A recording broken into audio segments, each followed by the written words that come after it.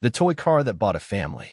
The autumn breeze swept through Central Park, stirring golden leaves around the worn bench where two young boys sat close together. Elijah and Micah Turner, 10-year-old twins, were identical in every way, same tousled hair, same freckled noses, and now the same desperate hope in their eyes. Between them sat a red toy car, weathered and chipped at the corners, but polished to a shine like it was brand new. Elijah's fingers nervously twisted the small wheels, while Micah kept scanning the passing crowd. "Someone's gotta want it," Elijah whispered, voice tight with worry. "It's the best toy we ever had." Micah nodded, though his stomach growled in protest. They hadn't eaten since the night before, just half a sandwich they'd split while watching their mom drift in and out of feverish sleep. But food wasn't the priority. Not now. Not when their mother was fading before their eyes in a dark apartment just blocks away. "Let's try over there," Micah said, pointing toward a busier walking path. With courage far beyond their years, they stood and moved to intercept the early morning crowd. They approached suits, strollers, tourists, joggers, anyone who might stop. "Excuse me, sir," Elijah said, stepping in front of a man in a designer overcoat. "Would you like to buy our car? It's special." The man walked past without even a glance. This pattern repeated. Some people offered polite smiles, most ignored them entirely. Hours passed.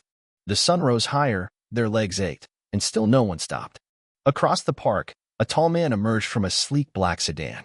Everett Langston adjusted the cuffs of his Italian suit as his driver confirmed the day's meetings. At 43, Everett was the founder and CEO of Langston Dynamics, a tech empire known globally for its innovations and for Everett's near-mythical business instincts. "I'll walk the rest of the way," he told his driver.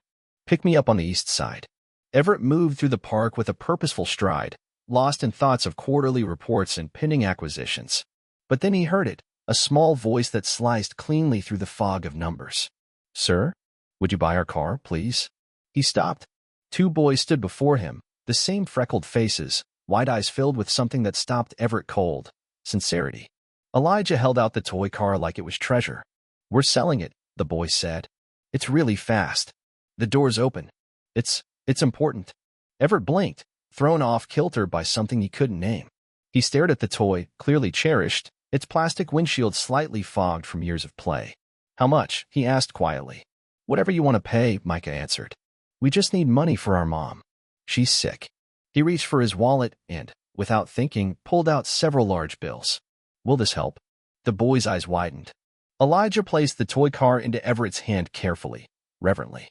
"Thank you, sir. This will help a lot." They clutched the money and ran off toward the west edge of the park. Everett stood there, frozen. Something inside him shifted. He should have moved on. Instead, he turned to his driver and said the words he hadn't expected. "Follow them."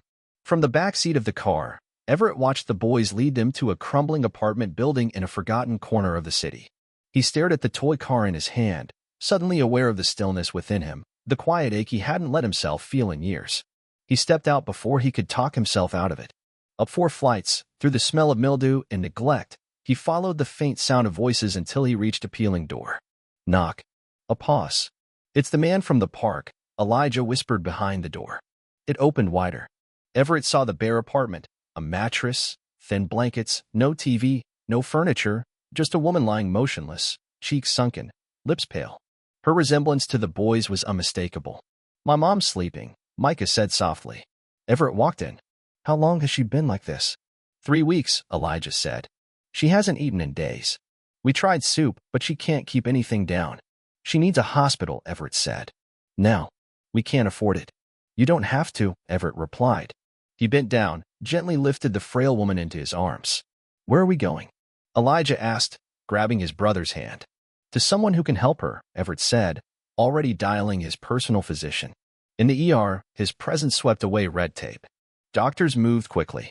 The twins sat, dazed, as nurses brought juice and sandwiches. Tests confirmed the worst: severe kidney failure from untreated infection and malnutrition. "Is she going to die?" Micah asked. "No," Everett said. "Not anymore." Over the next few hours, he signed forms, made calls, and watched the boys nod off beside him on the vinyl bench, clinging to each other like lifelines. By the time dawn began to press against the horizon, Catherine Turner was stabilized and resting. The boys wouldn't leave. "You'll come with me," Everett said. "Just until she's better." He took them home. Langston Manor, His sprawling estate north of the city had never heard children's laughter. Its hallways had echoed only the quiet shuffle of cleaning staff and the faint buzz of his own solitary existence. But the moment Elijah and Micah stepped into the grand marble foyer, something changed. "Whoa," Micah whispered. "You live here?" "For now," Everett said. "So do you." They explored every corner the next morning with equal parts reverence and wonder. Everett watched from the study as his housekeeper, Ms. Delaney, served breakfast. She looked at the boys with raised brows, then at Everett with open confusion. He offered no explanation.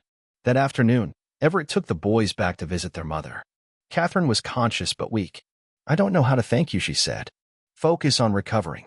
In the weeks that followed, Everett's world shifted on its axis.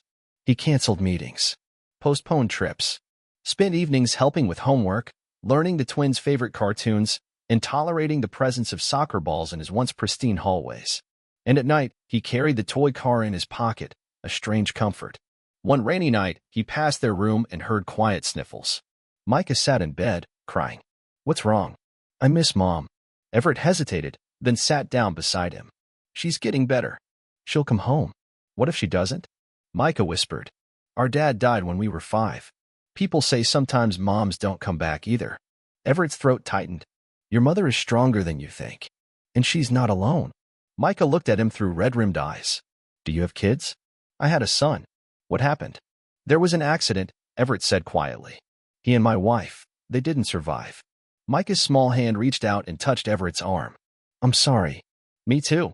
That simple connection, unexpected, profound, opened something locked deep inside Everett. And for the first time in years, he let it happen. Catherine's condition improved, slowly but steadily.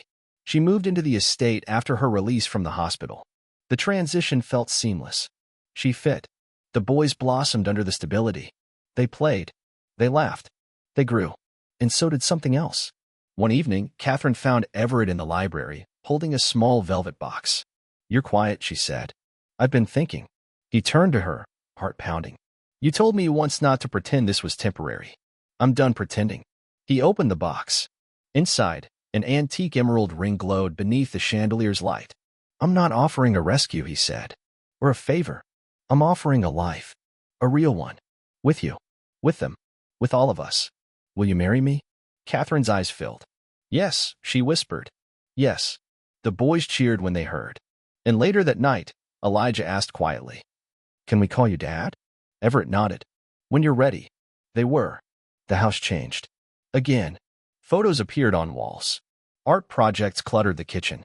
The room Everett had kept locked, Thomas's room, became a memorial space shared with the twins, honoring the past while embracing the future. Their wedding was small, in the garden, surrounded by laughter and the sound of spring birdsong. Elijah and Micah stood proudly by Everett's side, velvet ring cushions in hand. As Everett spoke his vows, he glanced down at the toy car tucked into his suit pocket. A reminder of where this all began. A red plastic car. 2 brave boys.